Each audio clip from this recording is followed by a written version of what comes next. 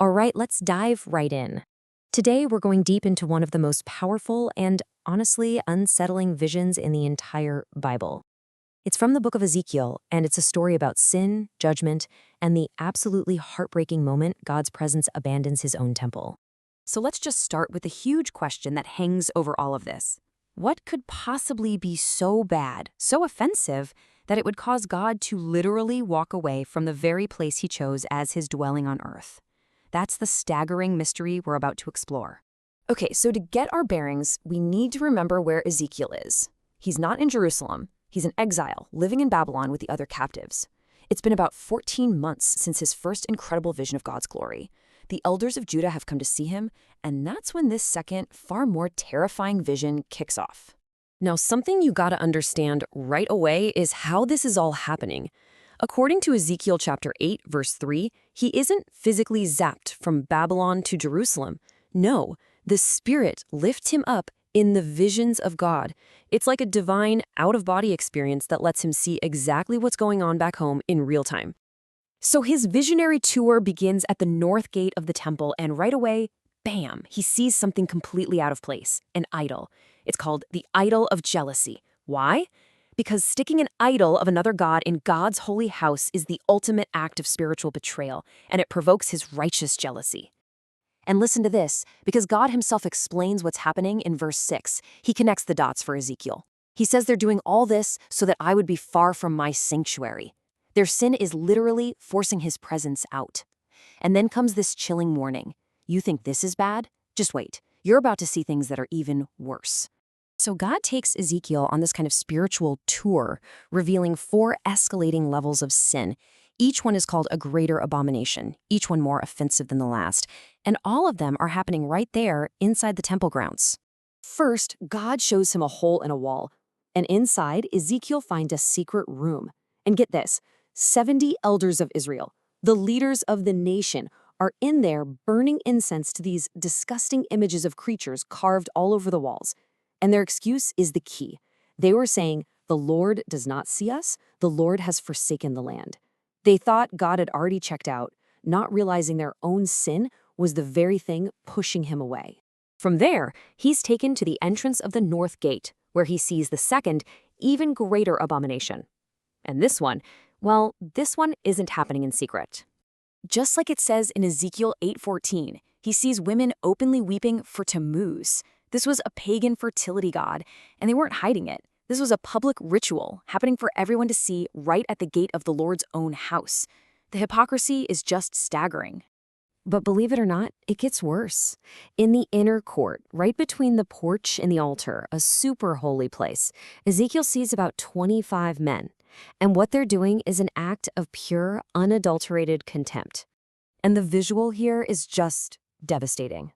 Ezekiel 8:16 says they had their backs turned to the temple of the Lord, facing east to worship the sun. They were literally turning their backs on the Creator to worship his creation. And these were the male leaders, the ones who were supposed to be setting an example.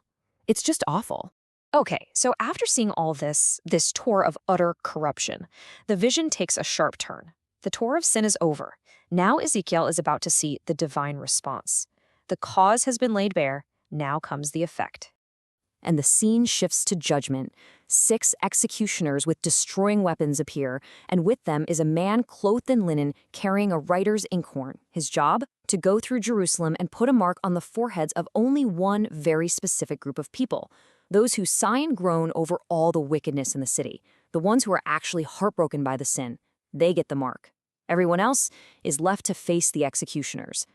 And then God gives this absolutely chilling order in Ezekiel 9, verse 6. He tells the executioners where to start the slaughter. Begin at my sanctuary. Judgment starts in the house of God.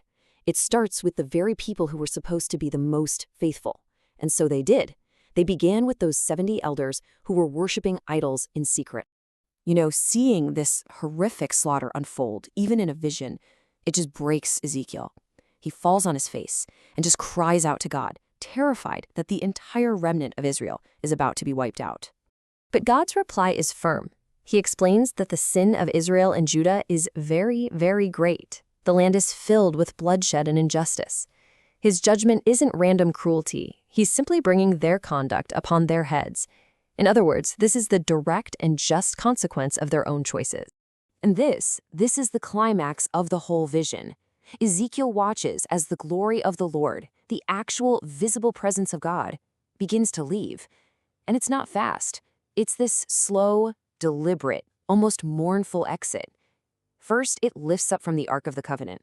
Then it moves to the threshold of the temple. It pauses at the east gate. And then finally, it leaves the city completely. And here's the absolute kicker.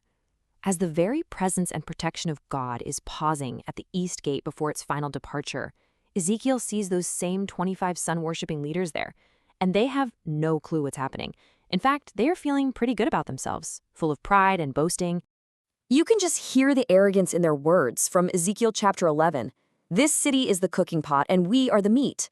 Basically, they thought they were the choice cuts, totally safe and secure inside the walls of Jerusalem, while the exiles were just scraps. They could not have been more wrong. But while those arrogant leaders in Jerusalem are facing judgment, God makes this stunning promise, not for them, but for the very exiles they despised. In Ezekiel 11:19, he promises to gather those exiles and give them a new spirit, to replace their hearts of stone with a heart of flesh, so they can truly follow him. The future hope of the nation isn't with the people who felt secure. It's with the broken in exile. And that's where the vision ends. Ezekiel is left to tell the exiles everything he saw. The message is painfully clear. Jerusalem is facing a terrible judgment for its deep, deep sin. But, and this is a huge but, beyond that judgment, there is a promise of future restoration and renewal. Now, you and I might not be bowing down to physical statues, but the message of this vision is absolutely timeless. An idol is anything that we put in God's place. It's anything that becomes the all-consuming interest of our lives, the thing we look to for security or for answers, to the point that God becomes secondary. And this really brings us to the final, challenging question. The Bible is crystal clear that idolatry, in any form, is detestable to God. It provokes his righteous jealousy because he alone deserves our ultimate worship.